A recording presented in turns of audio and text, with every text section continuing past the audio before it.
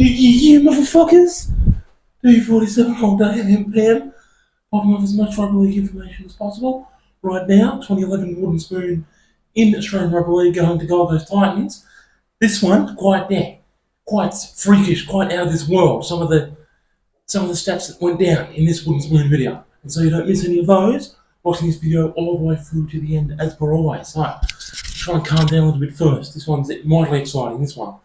Mildly complicated to go over, but also mildly exciting. So, let's just give Gold Coast a quick little introduction. So, Gold Coast, the previous incarnation, Gold Coast Giants, and then Seagulls, and then Chargers, had 3 different names, and they were in the comp 1988 up to 1998, made the finals once only in 1997, and picked up 3 wooden spoons 1991, 1992, and 1993. The current incarnation, the Gold Coast Titans, were at least better than the horrible first one, were at least better, but still not very good. So the current incarnation entered the comp 2007, have not won a premiership yet, obviously, and have made the finals only 3 times, 2009, 2010, and 2016. And they picked up this wooden spoon 2011 and also the 2019 wooden spoon, which we've got coming up on here on the shuttle soon enough.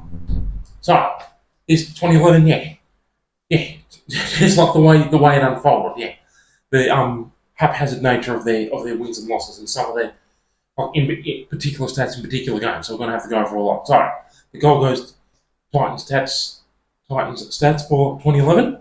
So, they had 6 wins, 18 losses, and 2 byes from their 26 rounds. They scored 363 points, but they conceded 629, so the for and against minus 266, pretty normal for a wooden spoon team. Leading try scorer David Mead, who got 16 tries. One of them we'll talk about near the end of the video. One of them we'll talk about, which I still absolutely can't believe, even though he scored it 13 years ago. And the other leading try scorer, William Zillman, who got 11 tries for them. Leading point scorer, Scott Prince, who got 5 tries, 38 goals, and 96 points.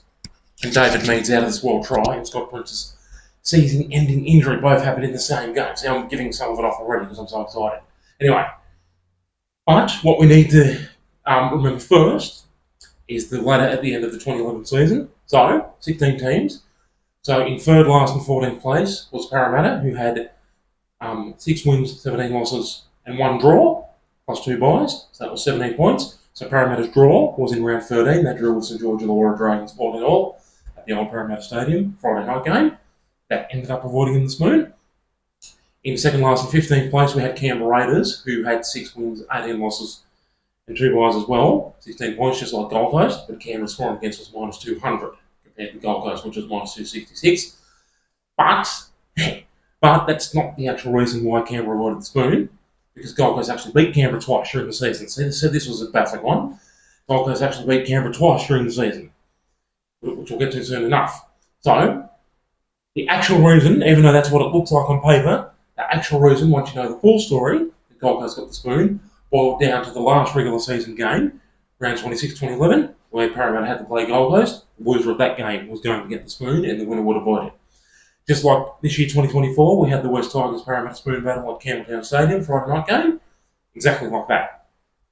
So going into that spoon battle, it was obviously Parramatta who were in last place at the time with 15 points, and Gold Coast was second last with 16. So the fact that Parramatta won meant that they avoided the spoon won to 17 points. Wow. Now that's just the beginning. That's before we get into any of these bewildering stats. So, usually with the moments in the sun and the most embarrassing moments, I'll do them separately, but on this occasion, because they're so frivolous, right? Because they're so ludicrous, we're just going to have to do them. We're just going to have to go through the key games in the season, right, and put them together, so to speak, meld them together. So the key games then. The key games at Gold Coast Titans in 2011. In round 2, an embarrassing moment, thumped 40-12 by Melbourne Storm at Amy Park. So Storm had led 28-0 at half time, so don't be fooled by the 12-all second half, because Storm put in a 5-star performance, and Titans put in about a 1-star performance, to be brutally honest. In round 4, Titans somehow escaped with their first win of the season. They trailed Canberra 22-16, and in the last minute, the Titans, Greg Bird, he delivered the perfect pass for Anthony LaFranchi to score for them. Greg Bird then converted that try, and it was 22-all at full time. Then, early on in Golden Point, Greg Bird, after Canberra had knocked on from the ensuing scrum win, Greg Bird landed the match-winning field goal to give the Titans a 23-22 win over Canberra. 2011 round 4.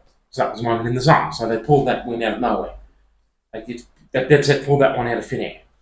In 2011 round 6, a moment in the sun, Titans had trailed West Tigers 14-0 before coming back to win 2014 at Skill Park. Still the same ground, Titans home ground. It was called Skill Park back then, still the same ground though. The next key game, as we need to call them, the round 8 game, Titans had beaten Roosters 24-13. I know, very unusual for the losing team to kick a field goal, but Titans 24, Roosters 13, 2011 round 8 at Skill Park. Then, in round 14, moment in the sun, Titans beating St George Illawarra Dragons 28-14 at Cogra Stadium. But Dragons were missing their State of Origin players for that one. But it was at least a win for Gold Coast, and they had to take it because they were obviously not winning very often at all. Then, the way Titans finished the season was just absolutely incredible. So round 21, 2011 round 21, Titans conceded their biggest score of the season, thumped by Newcastle 50-20 at Knight Stadium. 70 points in one game, 50-20. That was quite horrible. Then in round 22, they pulled off this unbelievable win at Shark Park.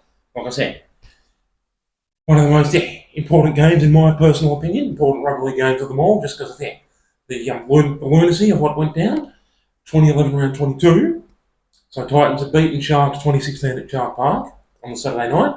That was the first time any Gold Coast team had ever won at Shark Park. So obviously the Giants, Seagulls, Chargers never won back between 1988 to 1998, never won there. And this was the first time Titans had won at Shark Park too. So props to them for getting their first win at that particular venue. And props also to David Mead, who scored 2 tries in the game to give them the 2016 win. But one of them, I still absolutely can't believe. I can only believe it because it did happen. But I still struggle to believe that it happened 13 years later. So what happened was, the Titans halfback and captain Scott Prince, he had the ball, and he put a crossfield kick to the right side of the field. And the winger David Mead, he'd actually overrun the ball, so the ball was already behind David Mead, behind his back already, and it looked destined to just bounce over the touchline and be an ineffective kick. Somehow Mead managed to track the ball on his hip, with the ball already behind him, put his arm behind his back, track the ball like on his hip and on his back here, and somehow tiptoed miraculously down the sideline, and with Sharks defenders trying to tackle him, somehow stayed in the field of play and somehow tiptoed before he eventually got the ball down in the corner fair and square to score one of the most unbelievable tries we've ever witnessed. We haven't seen a try like that since then, and we might not see a try like that ever again. Absolutely incredible. But then, just to sum up the Titans' season of misery, the fact that they won at Shark Park for the first time, and the fact that they scored that phenomenal try, at the same time, Scott Prince broke his arm and he was out for the rest of the season. So that was their best player and their captain gone for the rest of the season. You know what I mean? So yeah, bittersweet indeed. Such a bittersweet wooden spoon, this one. So they had the best possible moment with David Mead getting their win, and they had the worst possible moment losing their best player for the season. So yeah, very, very unfortunate indeed. Then in round 23, 2011, an embarrassing moment, thumped for the second time in the season by Melbourne Storm, this time 40-16 at Skill Park. Then in round 24, a moment in the sun, 26-18 win over Canberra at Skill Park.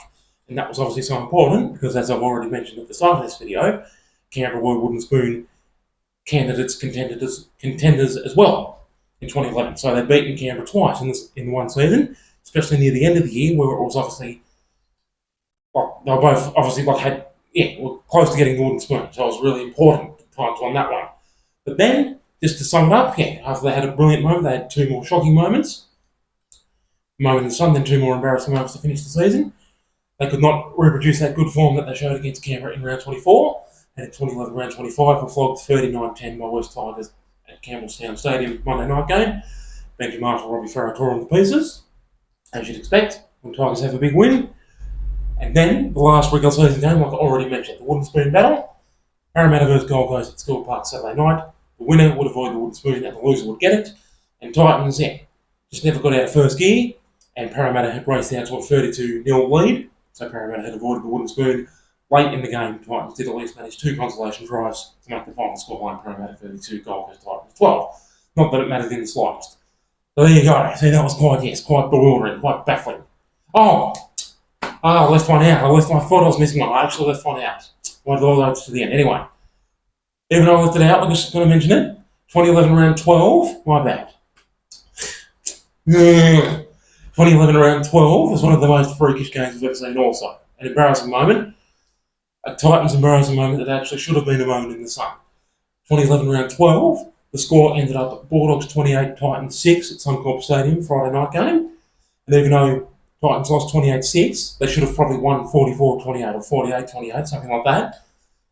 Believe it or not, in that game, Titans had no less than a gigantic 8 tries disallowed by the video ref.